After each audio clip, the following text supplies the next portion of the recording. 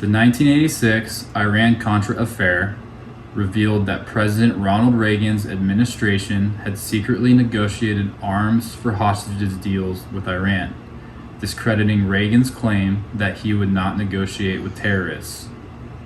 The Reagan administration also supported Saddam Hussein, who was the president of Iraq in the 1980 through 1988 Iran-Iraq War. The administration provided logistical and intelligence support, believing wrongly that Saddam could destabilize the Iranian regime and defeat the Islamic Revolution. Hussein engaged chemical warfare against Iran, including civilians. This event almost ran congruent with the Soviet Union's invasion of Afghanistan in late 1979. Bin Laden began providing financial and logistical support to the Islamic fighters battling the Soviets. In 1988, after Soviet forces were defeated and withdrew from Afghanistan, Bin Laden founded an organization called Al-Qaeda, or the Base, to continue the cause of jihad, holy war, through violence and aggression.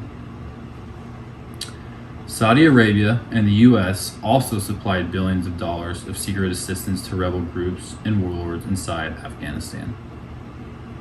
When the Soviets were forced out, powerful armies were left behind. The Reagan administration, bringing the Soviet Union to its knees in the attitude of Reagan's America, made it the defender of the world, which really catapulted us into the Middle East.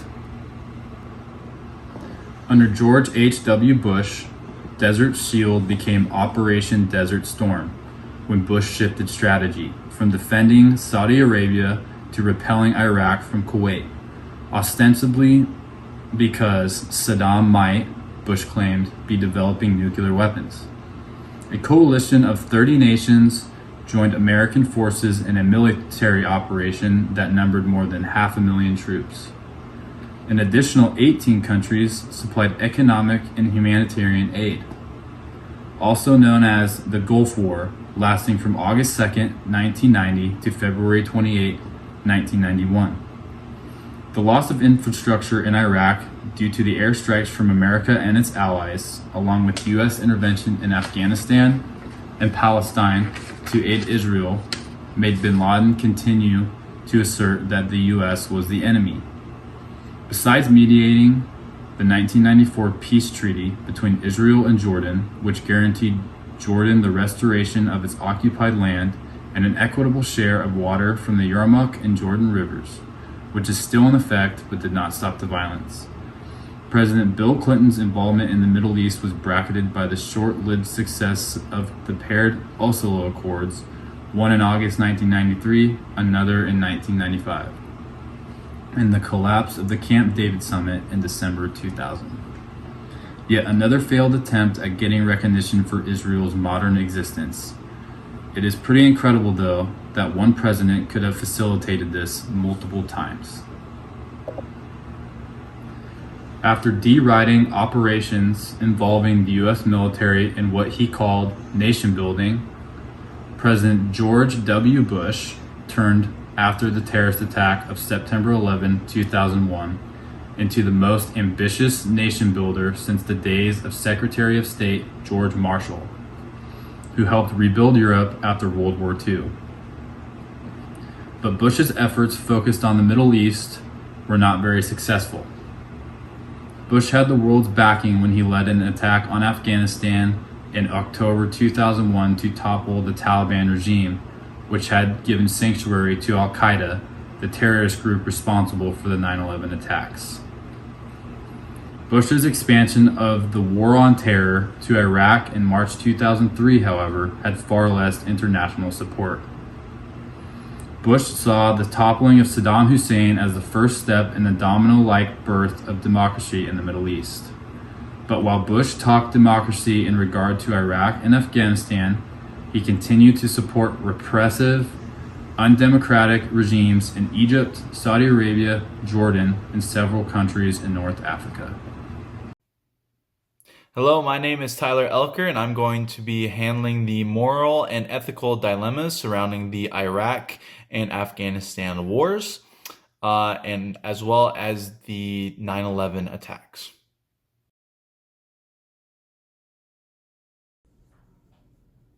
First, I'm going to talk about the actual plane itself that happened on September 11th. This attack happened under the Bush administration in 2001, after he was less than a year in his office, and Dick Cheney was Bush's vice president. This attack marked a huge change in U.S. foreign policy, as well as or the morals in which this attack happened, which I am going to talk about in this next segment. However, it's important to note that Dick Cheney ordered that planes or U.S. fighters shoot down any planes that headed to the Capitol, which really strained how much the vice president had matters within military internal affairs, and just the entire awe of the event that changed how all Americans perceived the future for the next 20 years. The attack that took place on 9/11 was actually very calculated. The mastermind behind the attacks on 9/11 was bin Laden, who had trained the terrorists, but it is important to note how this actually happened.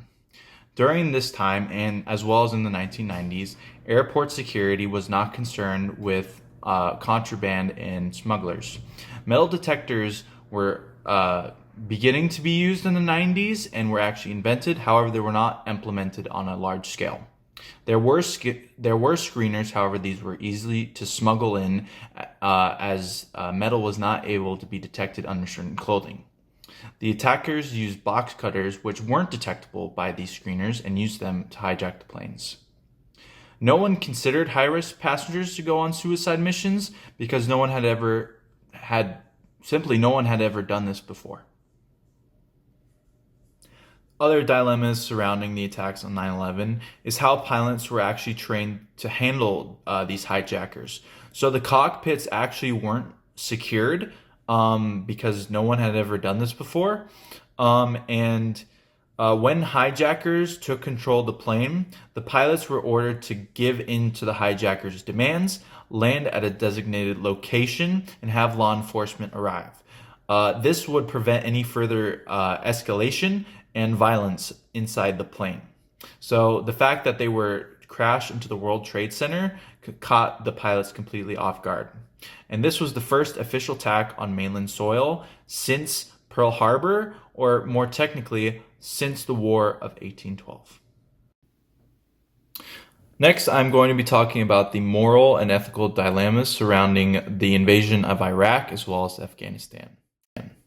After the attack of 9/11, one of the moral dilemmas is that Islamophobia rose within the United States and affected the majority of the Muslim population within America and is still relevant today.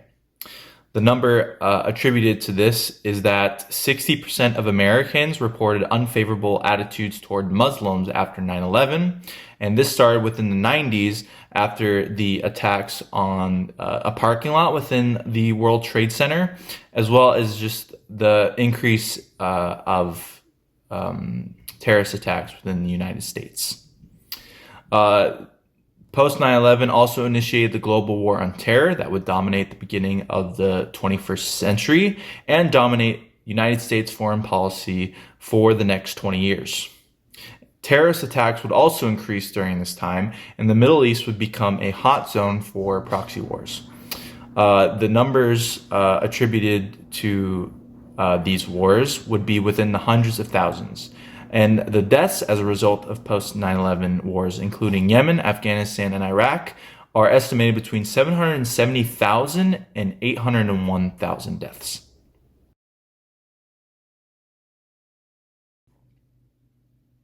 First, I'm going to talk about the ethical dilemmas surrounding the invasion of Iraq by the United States. First of all, this marked a very dangerous escalation and false pretense for the Americans' use of global power as well as being a leader of the free world. This conflict led to the thousands of Iraqi deaths, including the deaths of military, soldiers, and civilians. While Saddam Hussein was a tyrannical dictator, there was no evidence for the use, there was no evidence of weapons of mass destruction being developed or being owned by Saddam Hussein's regime, which was the pretense for the invasion of Iraq under the Bush administration. While Saddam Hussein did use chemical weapons on civilians and military forces within the Iran-Iraq War, all chemical weapons had ceased production and there were no nuclear devices being developed. And all weapons of mass destruction development actually had been ceased under orders of Saddam Hussein. The removal of Saddam Hussein from Iraq led to the military, social, and political collapse of Iraq and led to a sprout of terrorism that would later be known as the group called ISIS. The US would also have a constant presence within Iraq for the next 20 years, and we are still there today. And the occupation of Iraq shows no sign of ending. Moving on, I am going to talk about the moral and ethical dilemmas about the war in Afghanistan. This was considered to be a new kind of war, which I am going to explain. This was considered to be a new kind of war due to the fact that all of the combatants within this conflict, involving the Taliban at least, were wearing civilian clothing and were using civilian machinery. Now, while they did have old Soviet-era weapons, all of these were fought within civilian sectors. They could blend into civilian populations, they could blend in wearing what the civilians were wearing, and you could have no idea who was the enemy and who was a civilian, which was marked a very dangerous time for the United States. And while we were a technological power, we were not able to fight this level of insurgency, and that as a result, this would lead on for the next 20 years, and the eventual withdrawal of all United States troops following the evacuation at Kabul airport.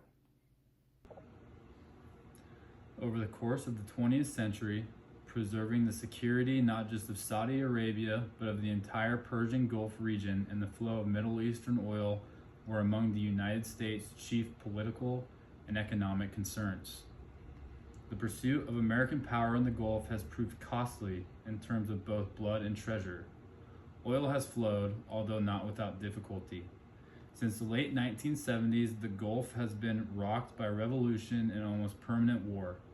Security, if measured by the absence of conflict, has been elusive, and safeguarding the Persian Gulf and the region's oil producers has meant increasingly more direct forms of U.S. intervention. The U.S.-led Iraq War, starting in 2003, was the outgrowth of several decades of strategic thinking and policymaking about oil.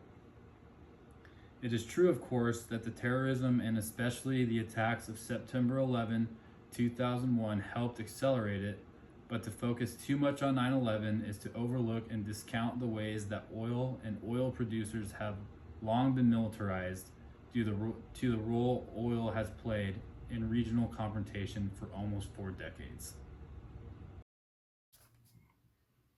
So, concluding the historical contextual evaluation of Afghanistan and the Iraq War, for Iraq, ISIS-K has been suppressed but is currently not destroyed. For Afghanistan, we have seen the complete withdrawal of U.S. troops in a complete Taliban takeover. Many Americans right now are wondering if the occupation of Iraq will ever end, or the occupation of the Middle East. Many Americans also wonder if the Afghan war was even worth it, as we've seen the amount of money that was spilled into this conflict, as well as Iraq, and the ongoing trouble of the global war on terror, and whether the pursuit of governing the Middle East is even worth it at this point.